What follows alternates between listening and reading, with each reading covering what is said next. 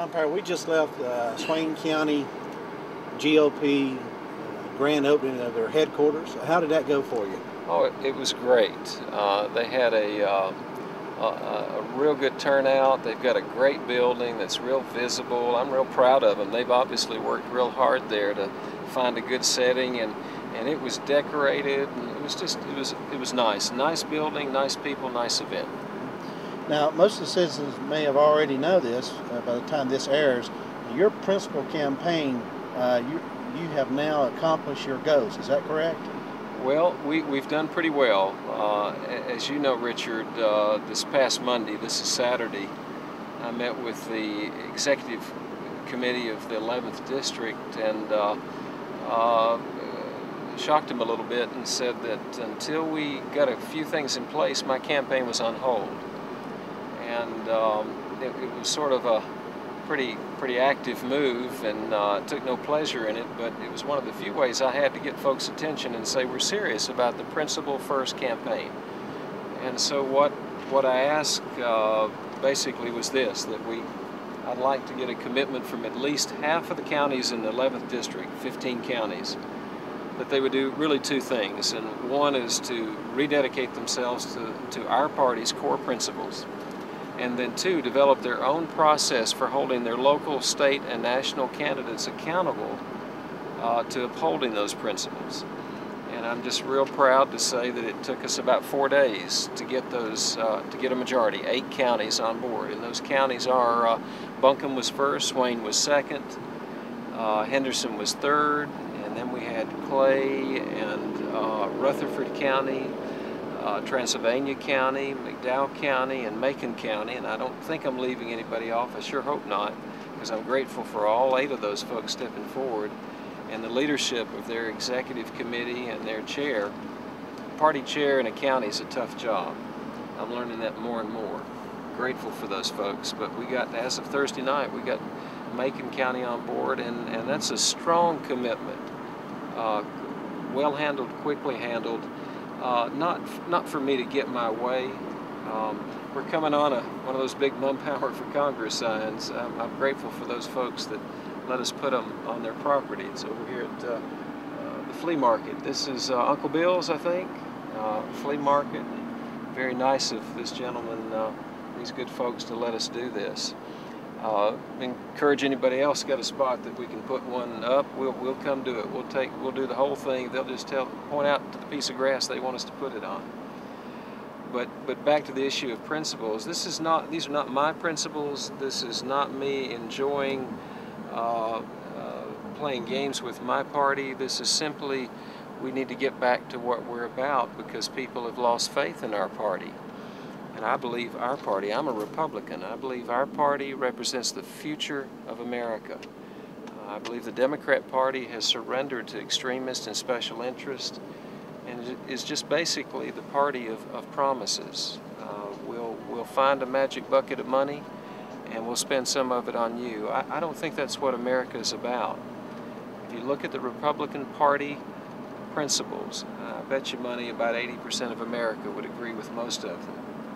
Well, we have to send the message to the people of the 11th District that we're back and we're on track, and we're serious about those principles, and we're going to uphold them. And this was the only way I knew to create some action, timely action. We were running out of time. I tried the softer touch. We needed to, kind of like Jesus in the temple, we needed to turn over a table or two, and I try to draw from his model sometimes, or all the time, frankly, and we had to be a little bold, and I'm grateful for everyone's patience with me. And we got tremendous support, and we'll have more counties getting on board, and pretty quickly what we want to do is try to take the same movement. It's not just a campaign, it's a movement, out into the rest of North Carolina, and if we can, if we got the time, to stir it up in the whole country. The Republicans are back and on track, and we're about our core principles, and we're going to hold our candidates accountable for that, so there's a match between what we say and what we do.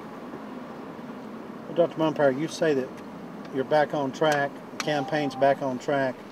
Well, what will the citizens of the 11th District see beginning this week, coming up, now that you're back on track? What will the average citizen see? Well, we've been working hard all since we won the primary, really since we announced we would run last September. We were only offline somewhat for the 4 days. The very next morning, Friday morning, we heard the news on Thursday night, and the very next morning we were back on track. And we're going to, one of our goals is to get out in front of as many people as we can. If you've got half a dozen people getting together and I can get an invitation to come speak to them for a few minutes, I'd be grateful for that, no matter where it is in the district. It's a church. I'm honored to come to a church and speak to folks. A civic club, I love to come to people's homes and meet their neighbors. We want to do that. Advertising, we're going to begin being more aggressive about that. Fundraising, all the things that an active campaign does. But you know, we got a little different kind of campaign. We're not going to buy a seat in Congress. If I have to buy a seat in Congress, I don't want it. I think that's wrong. I think that's selling the future of America. We want to earn one we're going to make sure that people know where we stand on the issues, and then it's up to the voters to pick who they want to pick. I'm not going to waffle. I'm not going to try to seduce people. I'm not going to try to pretend to be something I'm not. People are going to know that when they vote for me that I'm going to act on what I say. I'm going to stand for something and follow through on it when I get in Washington. That's the record, the voting record and the service record I have in Asheville. It won't change in Washington. We're going to have a very active campaign. By the way, we're not taking PAC money, special interest money, union money, and right now that's funding, I believe, somewhere in the neighborhood of 75% of my opponent's campaign. That money is coming from out of the district, not here. If he wants to buy it, and the people of Western North Carolina are comfortable with that, I'm going to let it happen that way. What we want to do is work hard to earn voter trust and be someone they can count on, and I believe that's the formula for the future. We're not just trying to win a seat in Congress. We want to change how elected officials, how our congressional candidates are elected, and how they serve. And by the way, one more goal I've got is my job as the 11th district candidate is not frankly to uplift me. It's to uplift our party and our local candidates, and we're going to work hard to do that too. Do you feel like you have achieved one goal, and that is to ignite the 11th district? Well, you know, we said in the beginning we wanted to unite. After we won the primary, our goal was to unite and ignite the Republican Party. I think we got the ignite part down pretty well. We've set the world on fire. Now we want to unite, and that's what we're going to do. See, one of the wonderful things about this, I'm not going to have to challenge our president for what I believe are serious errors.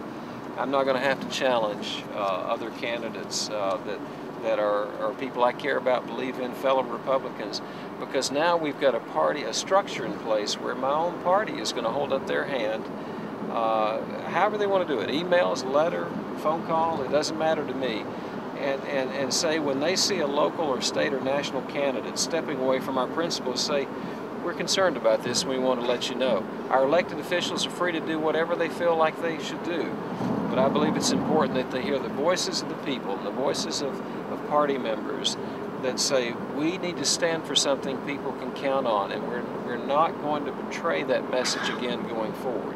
What I want to do now is do just what I said, start uplifting my party and our local candidates, and I believe we've got a foundation for that. I think by shaking up the tree a little bit and shutting down the campaign, getting people's attention, that's kind of an unusual thing to do. Nobody's ever done that in a congressional campaign. I think we've sent the message, gosh, these guys are serious. They really mean business about this principle stuff. And people can have a little more faith that when they vote for a Republican, they're voting for somebody that's not Democrat light, that they're voting for somebody who is serious about those principles and is going to uphold